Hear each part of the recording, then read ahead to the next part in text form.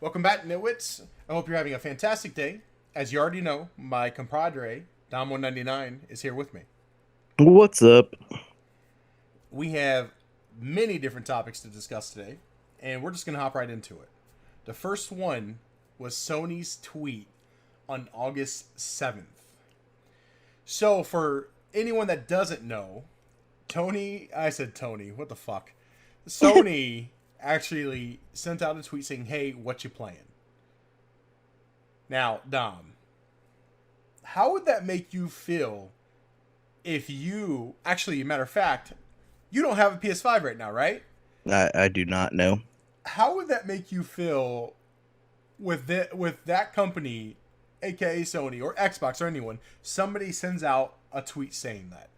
What would that not enrage you? It's kind of hilarious because I feel like everything Sony does is just wrong. Like Sony cannot do anything right for the life of them right now. Yeah. And I feel like they're trying to act like they're better than they are, but it's just not working. Like that's just the way to put it. And I feel bad because we're constantly bashing on Sony.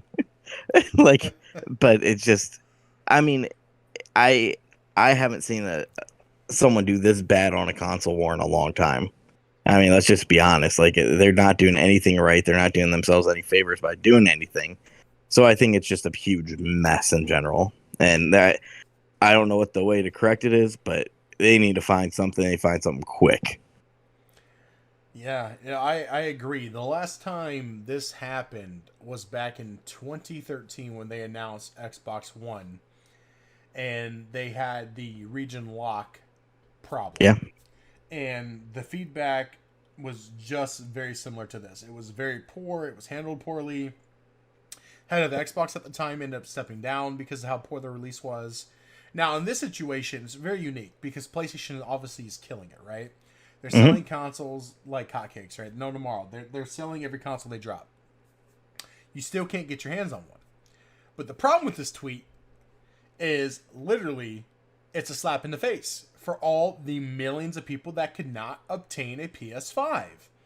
Yeah. I sat back when I read this and I was like, you know what? I'm one of the fortunate people. I have a PS5. But if I didn't have this PS5 that I have now, and this was several months back, and I saw this tweet, I'd have been the same guy tweeting, not a PS5, since there's only like six in the world. So I'm going to share some on the screen, but I want to read through them because I think they're fantastic. So, as stated, not a PS5, since there are only like six in the whole world. Not a PS5, can't find them, so I decided to build a gaming PC. Better choice, my friend. Not a PS5. Nothing because I got banned. He's bitter. Not a PS5. None since their PS5s don't exist.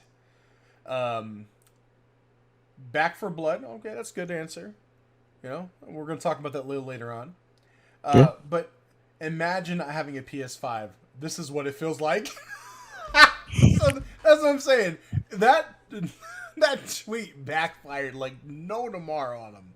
Like I get that there was no negative intention behind that tweet, right? The whoever's working over at Sony or AKA I should say Tony, right? Since that's what I called it. Your boy Tony's. Tony in the background. Oh, this is gonna be a good tweet for today. I'm sure we're gonna get some publicity on this one. Tony got Wait, what fired. you playing? Yeah, no, Tony's no longer with Sony. Yeah. Yeah, but I really thought what were they thinking when they sent this out? Did they really think that they were going to get nothing but positive feedback? Absolutely not.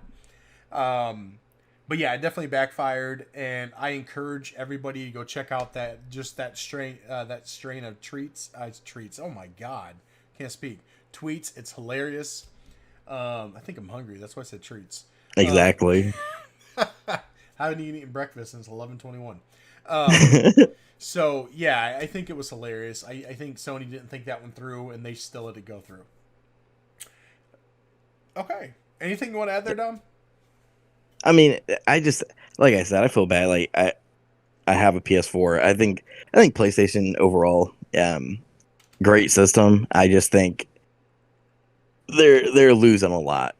Yeah. I mean, one dumb thing, yeah, you lost one person to PC, but no one's ever going to leave PC then because eventually, as a PlayStation eventually going to have to give their releases to PC to compete with Xbox. Mm-hmm. That's something that we've always been real vocal on, talking about it and pushing. Eventually, you're going to have to meet the standards of your rival. And to be honest with you, I just don't see that coming anytime soon from them. Um, No. Sony is a lot more cocky and a lot more arrogant. You can go back to the history of, crossplay and how they were all like, we are not going to do crossplay no matter what. Yep. And then Switch came out and was like, oh, hey, we'll do it. Like, what? So Switch and Microsoft are working together, and all of a sudden now you're forced to work together because people are demanding. I mean, I just feel like no matter what, I don't know who's been making the decisions here, but maybe it's time to start reevaluating some of the people that are currently at Sony at the top, in my opinion. Yeah, I agree 100%. And I think we talked about this prior. Hmm. Sony's current CEO, of the U.S., Jim Yeah. Ryan, is doing a poor job. And he doesn't care about the gamer. He is definitely just an executive. He's somebody Yeah. that does not give a crap about us. That's been very apparent in these recent few months. So all I'm gonna say, I agree with you. They definitely need to get rid of him. Number one, and really revamp their focus and do what Xbox is doing. I want to add just kind of a disclaimer here. We are not Xbox fanboys by any means. Dom's primary console is PlayStation, Yep. and my primary choice is obviously my PC. So, but you can't give credit where it's not due. If we were talking about the PS4 era, obviously PS4 took that win, right? PlayStation Hmm. won that. It was the better console of the two for a long time. But Yeah. now it looks like Microsoft is definitely going to be pulling ahead. And again, we've been saying this from day one. And again, not being fanboys of Microsoft, but you can't undermine what they're doing. They're doing amazing things for their fans, and they're really putting the gamer first. That is, to me, is the most important piece here. But not only that, where PlayStation has even failed even more is all these delays with their games. Now, I know there's a lot of people who argue there's been delays with games nonstop this year and last year due to COVID. You're 100% correct. But Dom and I said last year and going into this year, the way whoever's going to win is going to release the best games this coming fall. That's going to Yep. be key to sales. And guess what? PlayStation has none. They're relaunching a game that's already come out for PS5, Ghost of Tsushima. That is nothing. I've played it, I've beaten it, fantastic game, I highly recommend it, but that's not going to sell consoles. But Xbox has what, Dom? Uh, Halo, my favorite game. Exactly. Halo Infinite. And that will push consoles. Let's be Oh yeah. realistic here. Let's look back at Xbox, Xbox 360, and Xbox One. Anytime a new Halo comes out, it pushes their consoles. It will boost Game Pass subscriptions. That's huge. So you look at that, they have at least one coming out for sure. But Dom, what else are they doing for their fans? I don't know what else. They added Back for Blood as a day one title on Game Pass. Oh, you mean Game Pass, the thing that we keep bragging about to everybody? Yeah, I mean, you can't keep. There's no way that you can't talk about how amazing Game Pass is. no, Um, you're right. You can't. it's fascinating, Mm-hmm. and I have a friend that recently bought a PC, and that's what he's talking about. He goes, "Man, Game Pass is the best thing to happen." He goes, "I get all these games for free now." He goes, "It's one just flat pay. I don't have to pay for anything." I'm like, "That's why it's over. That's why this console war it was over before it begun. You don't need Absolutely. any specs. You don't need anything." When they went and basically they just undermined PlayStation and bought Bethesda with Game Pass, everything they've done, it just keeps reiterating the fact of why Microsoft is in it to win it. Like, we're not messing around. I think they're showing they're 100% committed. And I mean, let's just be real. I mean, the lineups that are coming out, PlayStation literally has no new exclusive games that are like their primes. They have independent ones that, are Sure. real small, minor, but Xbox is at least bringing something to the table finally. Yeah. Yeah, and that's it. I mean, all their exclusive towers will come into Game Pass day one. Mhm. So I keep thinking about that. Game Pass is the best value. I had a friend argue with me, and he stated, "Well, Game Pass isn't free." That's not a correct statement. He listens to our podcast. The games aren't free Yeah. off of Game Pass. I said, "You're right because you're paying for Game Pass." But here's the thing: they built that into the Xbox Live pricing. So if you go spend $129, $120, whatever it is, you get that for a full year, right? Yep. Think about if you are buying Game Pass. I mean, Xbox Live is $60. $60 more gets you all of that content. Yep. So, in essence, does that pay for itself? Absolutely. For hundreds of hours of games that play, games that is amazing. As a matter of fact, you know what? We should just make a whole podcast off of Game Pass on why the value it holds, because we can talk about this all day. Yeah. Because it not only a big selling feature to me for Game Pass is there's games I'm hesitant to buy myself and play, but since they're on Game Pass, I'll give them a try, and I may only play it for 3 or 4 hours, and then I'm like, thank God I didn't go spend $60 on this title. So Well, that's I huge. think a great example of that would be, I mean, recently, Manhunter that came out. I mean, Mm-hmm. Manhunter is a great example of a game that it's fun to throw in, play for a little bit, and that's it, right? Like it's a one and done game. Like kind of like every Sony exclusive. Yep. Oh yeah, but yeah, like, you you get what I'm saying. That I think that's the whole point though is you're gonna have these games that come out where it's like, oh, I mean, maybe it's only 6 hours of gameplay. That's not worth $60. Sure.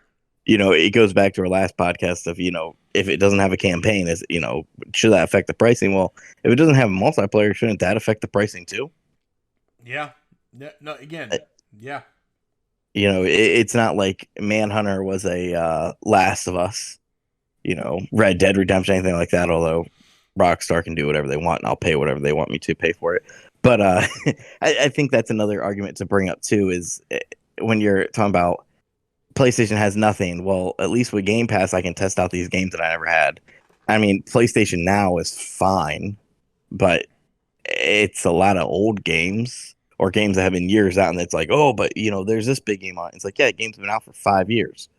Yeah. Like, you know, No, and that's exactly it, man. The value is just insane for the mhm, money, and you can pay monthly for it too. So like a lot of people, it's like your Netflix, right? yeah, Like your Hulu, Disney Plus, or whatever. I mean that is a benefit in itself too. If you don't have $120 to spare up front, just pay for it monthly.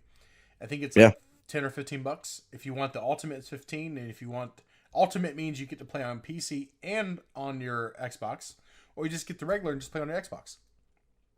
So again, that's a amazing value. Amazing value. So go Xbox and PlayStation, get your shit together. Uh, now we'll go ahead and go to our next topic here, and it's Back for Blood. I know we've talked about it many times on this podcast. We were both excited to not only see the trailers and see gameplay, but to actually be able to play it this past weekend with the yeah. early beta access, including this weekend. So we definitely put some time in. Over about 40 hours of gameplay. So we kind of wanted to talk to you about, our thoughts. Dom, I'll let you lead this one. So Left 4 Dead 3 was great. It's exactly what we thought it was going to be. Yeah. I mean, honestly, it's the game we've been asking for, and I I can't complain about it. It is a carbon copy. It is exactly what you think Left 4 Dead 1 or 2, what 3 would be. Back for Blood is awesome. The special effect is amazing. I wish there was a little more to do, but I mean, Yeah. it was an early access, so I mean, I think we're like 55 days out from the actual game, and I'm real excited for it. So I definitely will be playing it.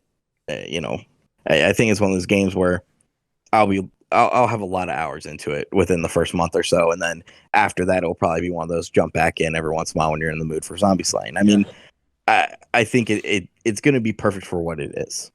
Yeah. And I think that's what Back for Blood should be. You need games like that, although that sounds like a dumb thing to say, but it's never going to be the game that like I'm going to spend, where like Fortnite or Battle Royales you can spend, hundreds of hours on. I think Back for Blood is going to be a game where you'll jump in and out and in and out, and eventually you'll realize like, oh crap, I put so much time into this game. See, that's where I defer a little bit because Yeah. I have literally 1,000+ hours in Left 4 Dead 2, and I understand it came back out in But 2011, but I still have thousands of hours in the game. And can I make one argument to that? sure, You also had mods. yes, but mods have not always been there, so Mm-mm. that wouldn't be really an argument due to the fact the game for the first several years didn't have mods, Yeah. and yet I put that time in nonstop. But there also was an addicting element to it because you had the versus mode for campaign. I think Yeah. that was amazing. I know with this beta, it didn't give us all the content that we were hoping for, but I guess my point of view on it, I agree. It is a Left 4 Dead 3. It's everything we would expect from Left 4 Dead 3. Uh, my gripe is yes, lack of content right now. I know at launch they're going to have campaign versus they stated, so I'm excited to play that. Um, I myself will become very addicted to this game for a long period of time because I love Left 4 Dead 1 and 2. I played, again, those countless hours. Now there are mods, so it does obviously add to that appeal, but phenomenal game. The only critique I have, and what I wish they will fix, is the MO. I fucking hate the way the MO's. Oh, dang, I keep cussing. I hate the way the MO system works in that game. I think it's horrible. Mm. I miss being able to play Left 4 Dead. Well, not miss it, but wish they would implement Left 4 Dead the way the ammo works in that, where I could just go up to a large area of ammo, click E, and collect, and all my guns are full of ammo. I know it made it a little bit easier, but I really, really like that feel better versus literally being very short of ammo and even to hack my way through. And hack and slash is another piece I wish they would fix. I don't like how weak it feels. With, for example, a machete. It sometimes takes 2 or 3 hits to kill a zombie.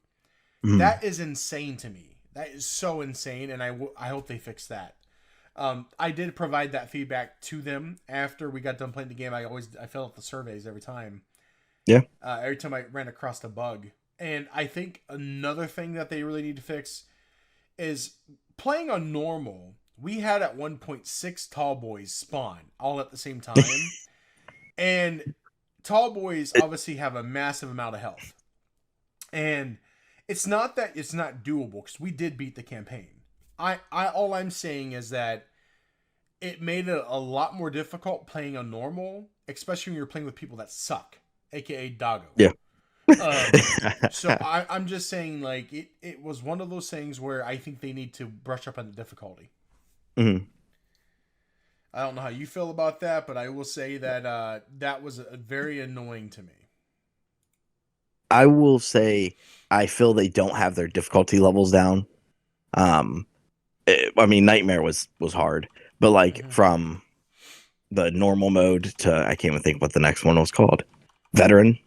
Yeah, Veteran then Nightmare.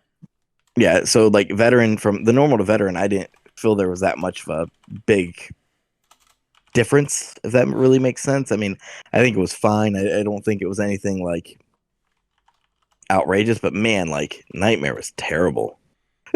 Like it was real rough, and I think the more that we played it, the more we got better because we understood it, and you play with better people, obviously. Sure. But there were a lot of times too where it was just like, man, like you know where you're going, you know how to do everything, but it's like, I'm running out of ammo. I can't keep falling back. The horde keeps coming, and it's like, well, we're done.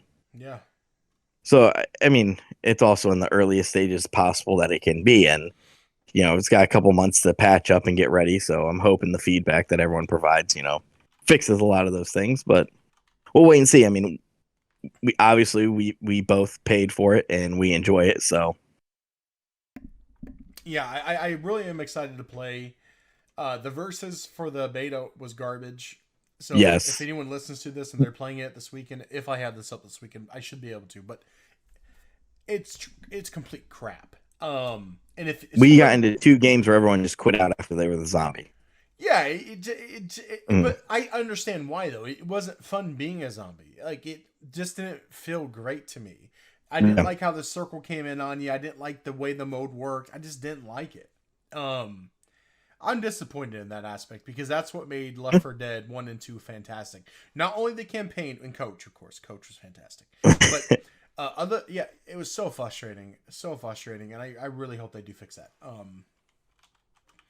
But yeah, I really am looking forward to the game on October 12th, I believe, or 21st. I think it is the 12th. I'm really looking forward to it. I'm excited to play it. And I think it's going to sell well and it's going to do good. Yep. But it's going to come down to content because you got to think a lot of zombie games don't have as much content, which this type of style, I should say. I just hope they get that right. All right. Next one I want to talk about is Halo Infinite.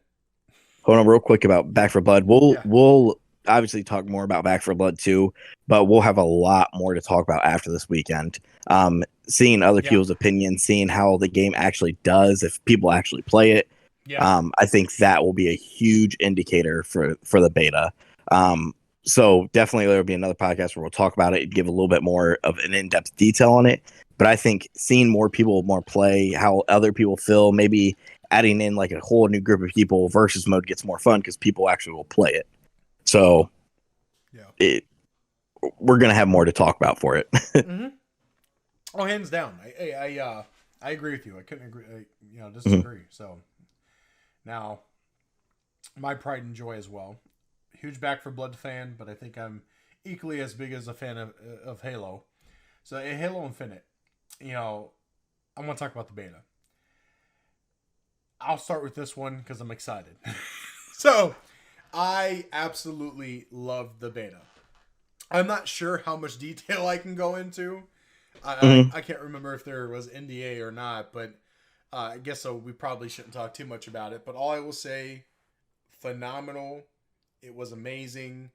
It felt like Halo. Team Slayer was just absolutely, oh my gosh. I am so geeked for it, even more than I already was. It was a polished beta. How often does that happen? Yeah, that's because they took 6 years to get this thing out because it was supposed to be out last year. Doesn't matter. It just felt so good.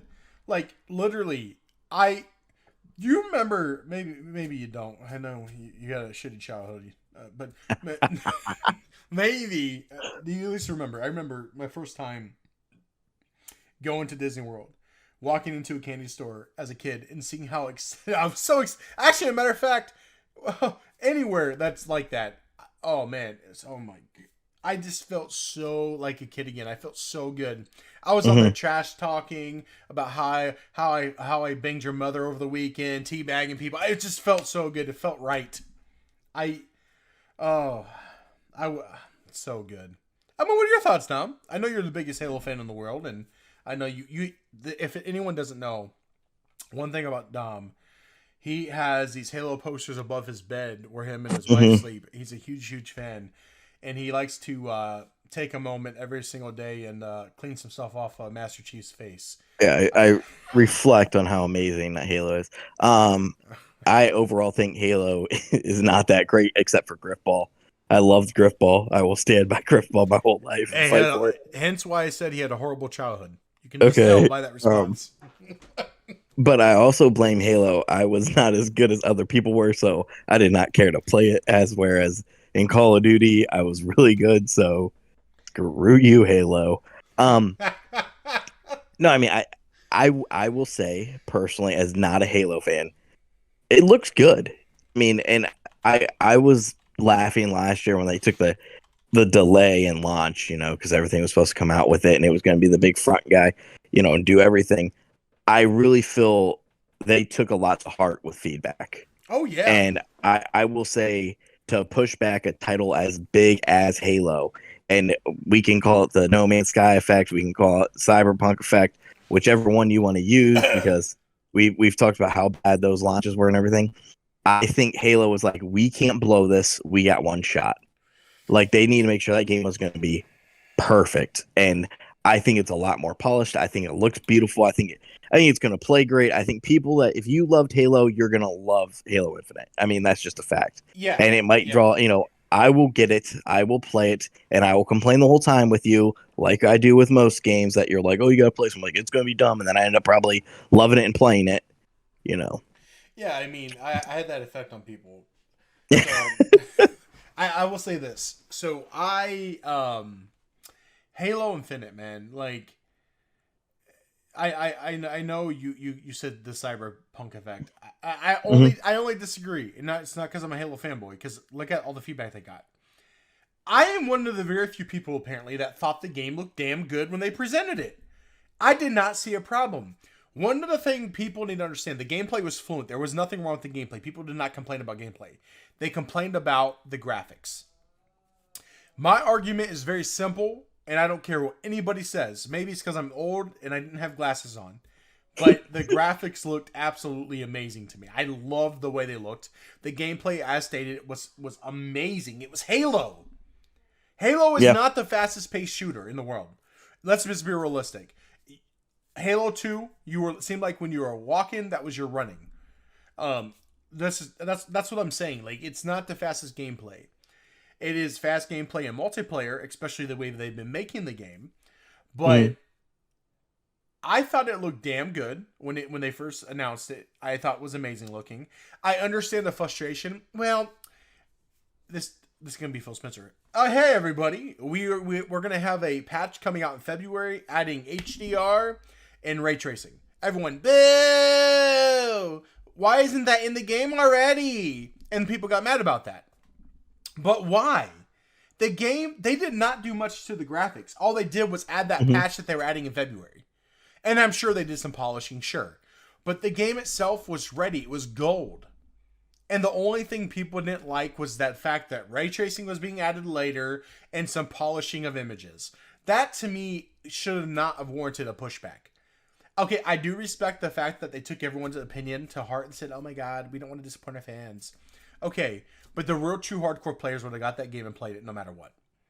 And I think it would have been a successful launch regardless. Is it going to be a better launch? Sure. Because there's more hype for it now.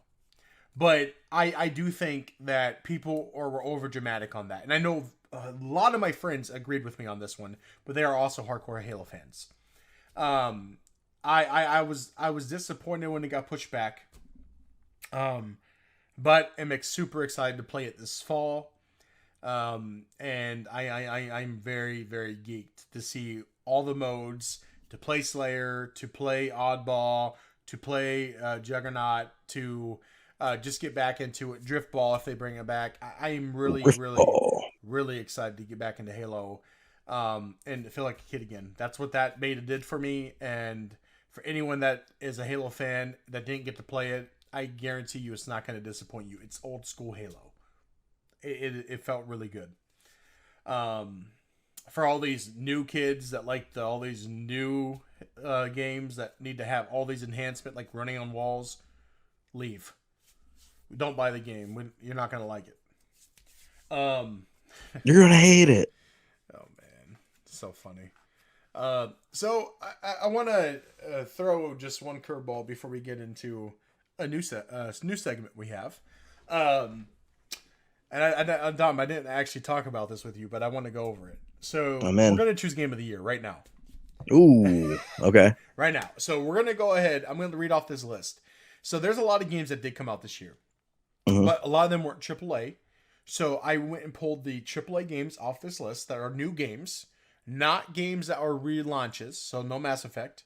No Final Fantasy since they're having a relaunch. No Ghost of Tsushima since there's a relaunch. Okay. And I want you to choose from this list on what you feel the Game of the Year will be and why. And you may be able to guess mine when I read this list, but I'm just going to go ahead and start off. So we have Outriders, Resident Evil Village, Forza Horizon 5, Halo Infinite, Far Cry 6, Battlefield 2042, Marvel Guardians of the Galaxy, and Pokemon Snap, and GTA 5. I'm just joking about GTA 5. That's a relaunch. But still, I had to throw it in there because, again, we've talked about this in the podcast. It's a relaunch. So that's pretty impressive. GTA 5 outlived a console war. I mean, I don't want to make this about GTA 5, but oh my gosh, man. So we both have agreed that Rockstar is the top of the top, cream of the crop developer. They are absolutely phenomenal. They make the best games. And honestly, dude, I've been thinking that we should get Red Dead Redemption 2 online. You and I should play that together. I think that would be awesome. Starting a posse. We can get Randy, Doc. Okay, we'll talk about that offline. But me and Randy actually play it. So whenever you want to, let us know. online? Yeah. Since when? Uh, maybe whenever we were working one day and got mad at work, so we decided to play offline. Yeah, are you playing online though, or are you playing? Yeah. No, online. So I play online as well. I have an account, but it was on the Xbox. I don't. Is it cross? Do you know if it's cross-play? I have no idea. Um, I believe so, but don't quote me. Okay. So going back to what we talked about, we're looking at these games. I'll go through them again if you don't remember. I mean, here I'll tell you this right now. You can throw out most of those. As much as I would love for Pokemon Snap to win Game of the Year, it's out. Okay. Outriders out. Okay, I agree. GTA 5 out. You're real contenders for this, and this Halo Infinite is going to name base alone, and if it's a successful launch, it's locked. There's no way it loses. Yeah. That can be my opinion, you can say, but that's also just a fact. Yeah, I agree. If Halo Infinite launches and it's smooth and nothing goes wrong, it's Game of the Year. Hands down. Book it. Hands down. I think the only legitimate contenders are if you have a flop of a launch with Infinite. Resident Evil has a chance. Battlefield might have a chance. I mean, Battlefield's such a weird game because there are people that hate it and will not play it, and there are people that love it and will do anything for it. So that's another hard one to judge. But I mean, realistically, I think this is a 2-horse race, and I think the first horse is just so much better. Yeah. I think losing out on Horizon Forbidden West, that one could have contended. Contended, it would have won. You know, but that's what I'm saying. I think there are a lot of games that it was like, oh, it could have, but we didn't get anything. So if Halo comes in, it's smooth, and also Cyberpunk will get a shot for this. As much crap as we've talked about it, there might be a chance that Cyberpunk's in this category. And I mean, if you're telling me Halo flops, Cyberpunk's also a questionable Game of the Year candidate. You know. I don't want to interrupt, but I want to say I agree with you on that piece because Cyberpunk and day one, right here, fanboy. I will admit it. I am a fanboy, so I am partial to CD Projekt Red because they are one of my favorite developers. They're not Rockstar, but they're up there with Rockstar for me. They're very close, and I'm a huge Witcher fan. See, and when Cyberpunk came out, I didn't have a single problem that people were talking about. Now I am playing on a $4,000 computer. So I understand that I'm going to be able to press this game a lot more than the average person. And that wasn't a flex, by the way. I just thought about that. It sounded like... No, you're flexing. That's not a flex. 100%. That's the first thing I thought was, man, he's flexing. Well, let's actually be... let's be realistic. It was $4,200 and some change. So... not helping your cause, buddy. Flex. So... I agree, man. Cyberpunk would have a chance, but I honestly think. So remember, only 10% of those votes. I can't remember how we explained it, but we explained it in our Game of the Year last year podcast. 10% of actually our votes goes out of 100%. Only 10% go to that category from us, from the user, from the people playing the games. The other, literally 90%, comes from developers voting on this. So when we think of complexities, we think about how good a game is, the mechanics are in it. Is it new? Is it different? How's it feel? Cyberpunk hits all those categories because they push this. A $4,200 PC struggles running that game on max on 4K. So think about it. They have pushed boundaries that only one other game has done, and that was Crysis back in the day. And Crysis 3 and Crysis, they're still hard to run today. So that was a game that people used basically to test to see if your computer's as beefy as you say it is. And that's Cyberpunk now. That should say something. That's absolutely insane. The scope of that game is insane. The graphics are insane. The story was fantastic. I personally love the game. I think it is amazing, and I agree with you, Dom. It could definitely. There's a chance it could even overtake Halo. Um, Hmm? if I had to choose, though, personally, what I would want to win. That I, wasn't the question. It was who do you think will win? yeah, no. Okay, let's flop it. Okay, I agree. I do think Halo will win this as long as it's a successful launch, possibly Cyberpunk. But now, out of those games, so we narrowed it down to Resident Evil. Let's take Forza Horizon out of there. As much as I love their games, it's not going to win. Yeah. Resident Evil, the last time they won a game of the year was back in 2005 with Resident Evil 4. Okay. Go. And yeah, I would say a phenomenal game, right? So there's a good chance they could always take it because their games are just delicious. Anyone that played would get that reference. So Resident Evil 7, or 8, I'm sorry, Village, is definitely going to be a contender. Halo, Far Cry 6, Battlefield 2042, Marvel's Guardians of the Galaxy. I don't think that's going to win because Square Enix really screwed up the Marvel Avengers, right? Mm-hmm. So let's narrow it down to 4. Battlefield 2042, Far Cry 6, Halo Infinite, and Resident Evil's Village. Out of all of those, I'm very partial to Resident Evil Village. I really would love to see them win. But following that, huge Far Cry fan. I have loved every Far Cry game, even back to the very first one, all the way up through 5. 3 being the best. But I will tell you, Far Cry 6 looks to be just as good as 3. Looks can be deceiving, but the fact that it's taking place in the fictional Colombia and the way looks so good. This is hard for me. I'm a huge Battlefield fan too. Actually, Dom, I want to hear your thoughts. I don't think I can choose because I'm torn between these 4 games. I want to say, obviously, I can't really say Far Cry 6 because I haven't played it, or Battlefield 2042. Well, I can't go into details, but all right, fine. Mass Effect. Facts. Yeah, man, that's so hard. I think I'm gonna lean towards if I had to choose who I would want to win, like without just using logic, just based off a fun factor. See, Resident Evil, I've played it twice, but I don't think I'd go back to it. That's the thing. You know what? I'm gonna throw it out there. I'm gonna say Halo or Battlefield.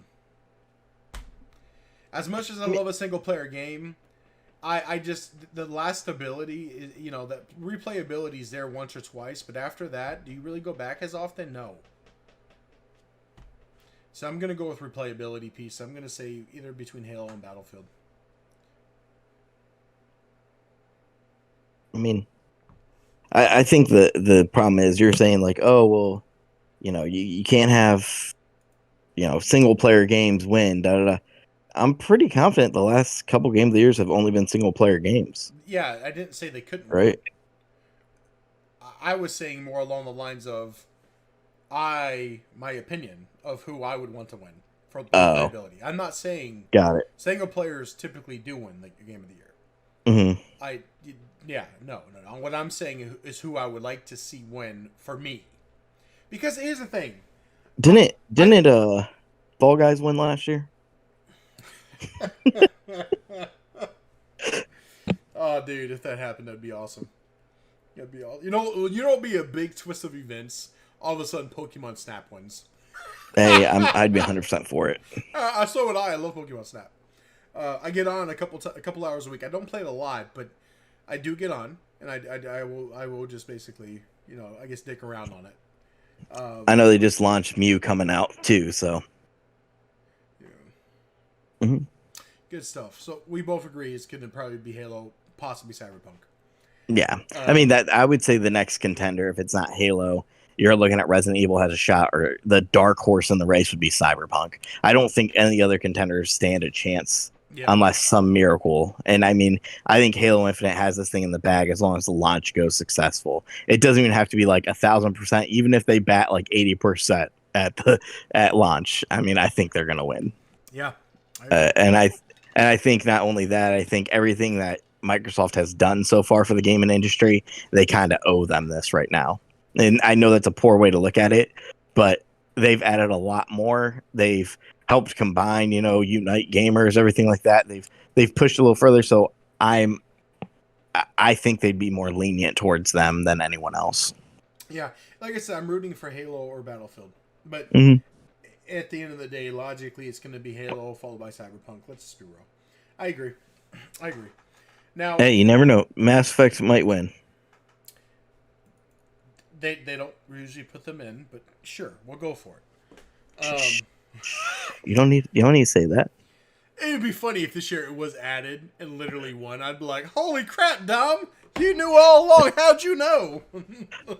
They're gonna have me at the ceremony. Yeah, you're over there announcing the my favorite game. And by the way, if you guys need a community manager, please hire me. Yeah. Mass Effect, the trilogy. And the crowd goes wild. No one claps, but then there's Dom. Yeah, it's just me with like a 1970s sitcom background applauding. Yeah. Oh man, that's funny.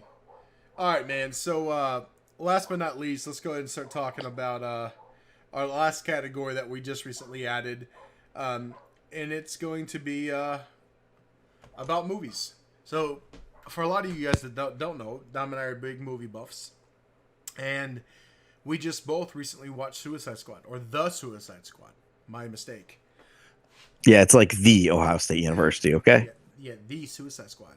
Fantastic. So we're just gonna give a brief synopsis on how we felt. I think we both can agree that this was a hands down a fantastic movie, and I think they did a hell of a job with it.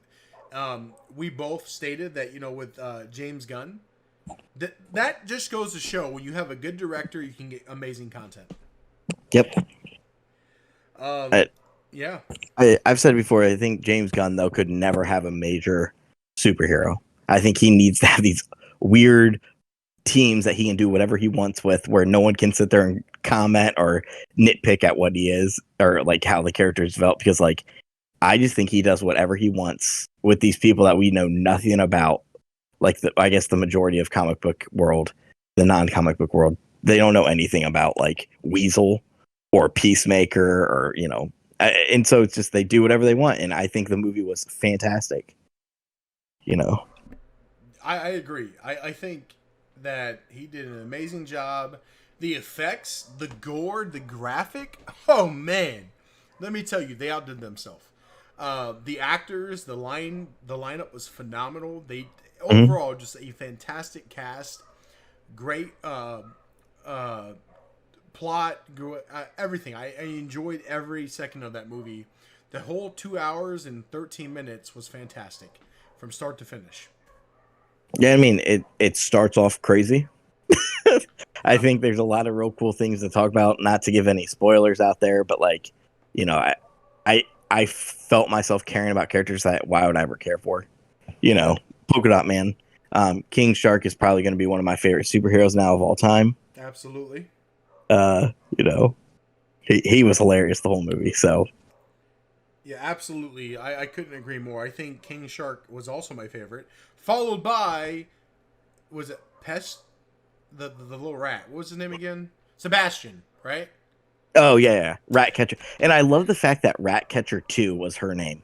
No, I mean not nothing different. It was just Ratcatcher 2. Yeah, I absolutely loved What? it. Highlight the best characters in the show.